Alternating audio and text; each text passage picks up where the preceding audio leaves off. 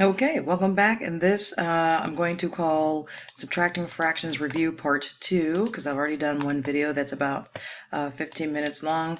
And I'm now going to start with question number 2 because the first video, even though we didn't get past question number 1, I also showed you a few other things that you will see on your midterm exam. Hope you heard that.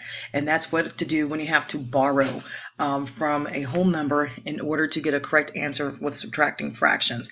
Have no idea what I'm talking about? Please see video number 1 of subtracting fractions. So now I'm going to subtract number 2 and number 3, and if there's time, number 4 and 5. So again, how do I start? Subtracting with the mixed numbers, because you will see a question like this too on the midterm exam.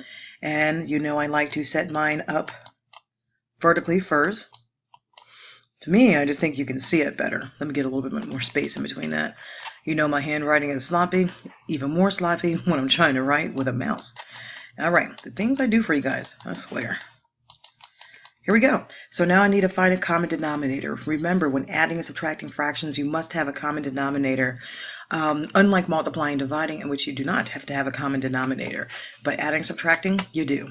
So let's say that you're not aware of a number that will go into 4 and to 28 evenly. Remember, you can use your multiplication chart. And by doing so, you want to go under the 4 column. Okay. And the 28 column. If I had one, I use a chart that only goes up to 25. So I will grab a chart that goes up to 28.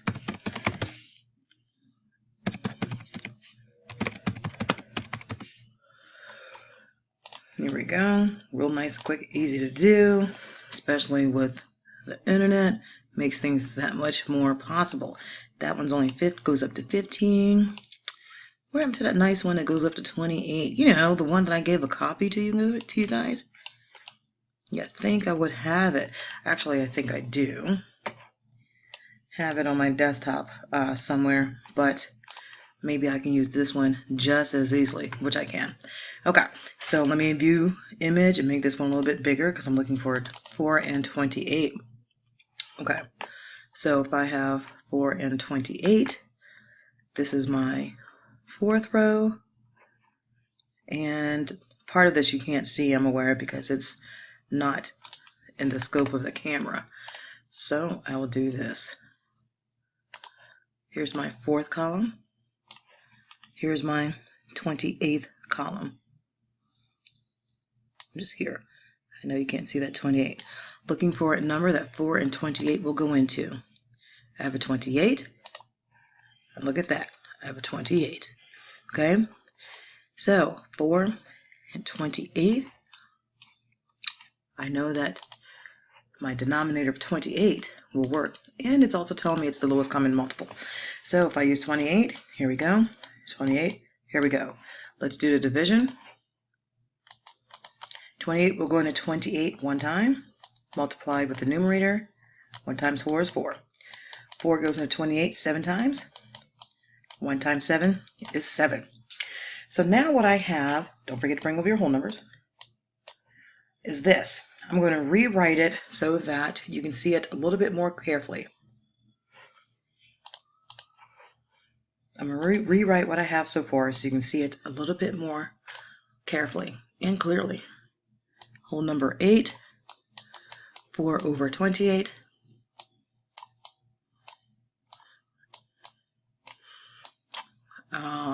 and the other one I believe was 2 and 7 over 28.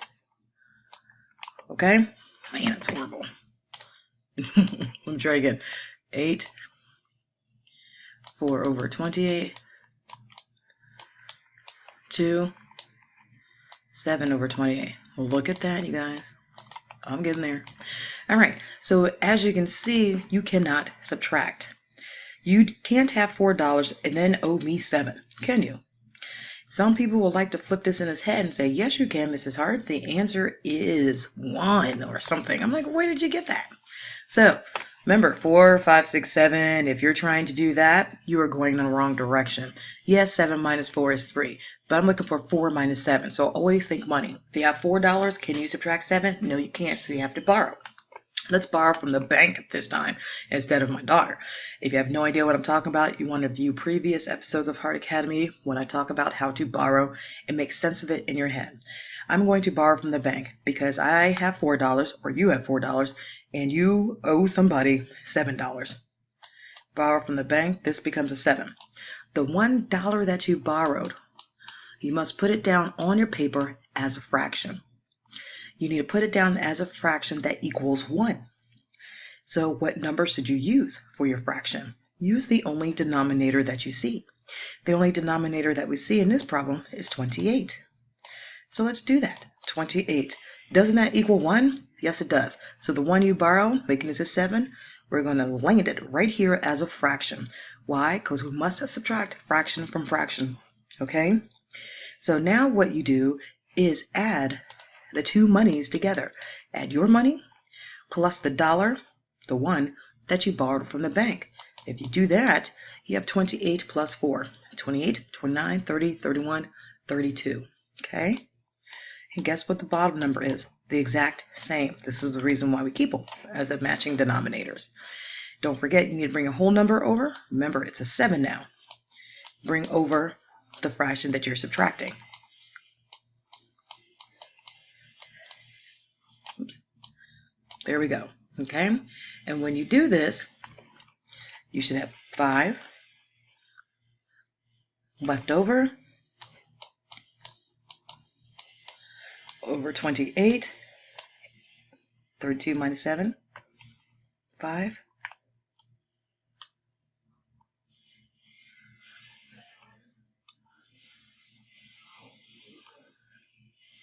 $25? Duh, sorry, I was distracted because I can hear my daughter outside the room I'm in. 7 minus 2 is our 5.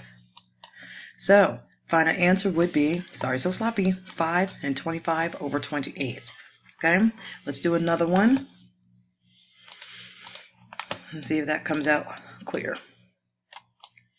All right, so let's try again. Number 3. Remember, I like to set mine up vertically. Minus 3 and 7 over 11. 7/11. First thing we want to do is find common denominator. We need a number that 22 and 11 will go into evenly. Guess what? Looking at your multiplication chart, if you need to, if you go into the 2's or the 22 column and the 11th column, here you go. So you can see my 11th column and 22 column. What's the first number they have in common? If you can see, the first number they have in common is 22. 22 is my least common multiple. So that's what I will use, 22.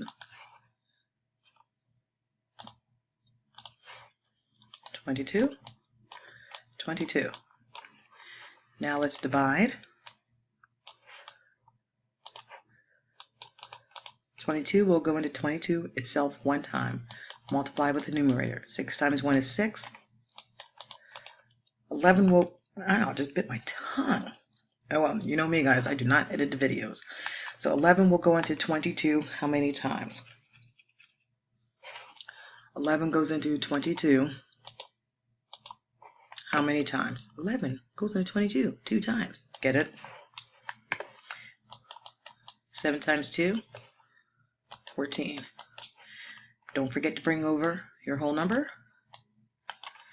So now you're at this 5 and 6 over 22 and 3 and 14 over 22. Now remember, I'm going to try to squeeze this in here. Okay? You cannot subtract this. You cannot have $6 and owe me 14. So you must borrow. If I borrow, that becomes a 4. Remember, the one that I borrowed must land on my paper as a fraction. That equals 1. So I use the denominator I only see, which is 22. See that? So the one that you borrowed lands back on the paper as a fraction. Okay? That $1 you borrowed must land back as a dollar fraction, which is 22 over 22, because 22 over 22 is $1. Add your two amounts of money together, the 6 plus the 22. So 22, 23, 24, 25, 26, 27, you have 28. I'm going to put that over here so we can see it better. So now what I have is 28 over 22. Okay? 6 plus 22, 28 over 22. Don't forget that whole number. Remember, it's 4 now because you borrowed it. You borrowed from the 5. Bring the fraction that you're subtracting right on over. 4 and 14 over 22. 4 minus 3 is 1. 28 minus 14 is 7.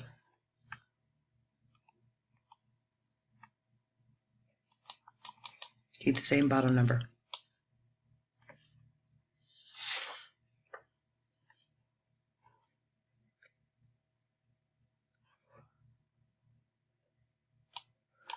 Why I get a feeling it's wrong. 14. It's 13.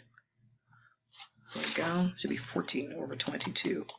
I reduced too early. That's what it was. Okay. So 28 minus the 14.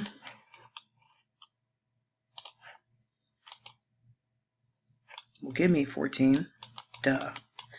That will reduce to 7 over 11. Keep your one whole number. All right. Sometimes I skip ahead and go too fast. Sound familiar? Tell you guys, sometimes we all do the same things. 1 and 7 over 11 is your answer for number 3, I think it was. Answer for number 3. Good. I think I have a minute to do the next one, and I'm going to call it a day on subtracting fractions and go into the next concept. So here we go. Remember, I like to write it vertically. I have 5 over 5, 12. Can't do my 5s well at all. And subtracting 2 and 2/3. Finding a common denominator for 12 and 13. Finding a common denominator for 12 and 13. Look at your multiplication chart. You're going to realize it's 12. So let's divide. 12 will go into 12 one time. Times the numerator. It's 5. 3 goes into 12 4 times. Times the numerator is 8. And look at that. We're still borrowing. Okay? You have $5. You owe me 8. Not going to happen. Right? So if I borrow, this 5 becomes a 4. Remember, the one that you borrow must land as a fraction. That equals 1. You do that by using the only denominator that you see. Add the two amounts of money you have together. 12 plus the 5. 17. Don't forget your whole number, 4. Bring over what you're subtracting. 2 and 8 over 12. Now you can do your subtracting. We do our subtracting. We have the 17 minus 8.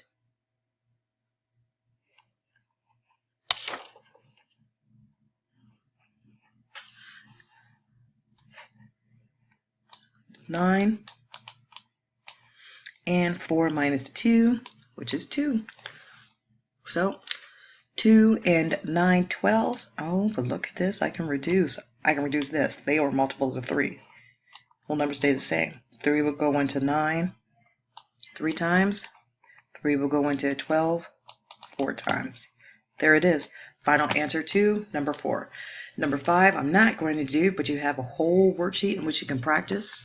Hope this makes sense. Again, sorry for being so sloppy, but if you rewind and try again, you will be able to get this a whole lot better for your exam.